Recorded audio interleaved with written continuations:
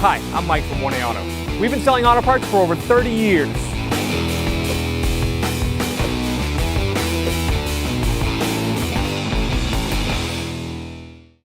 Hey everyone, Sue here at 1A Auto, and today on our 06 Honda Element, I'm going to show you how to remove and replace the marker limb assembly on a fender well.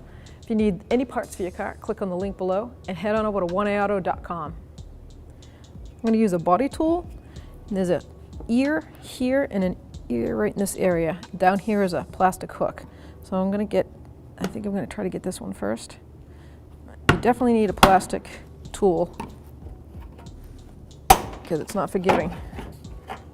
And that's how it pops out.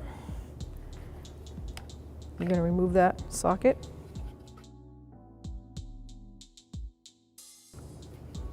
Line up the 4 keyways there. Turn it clockwise.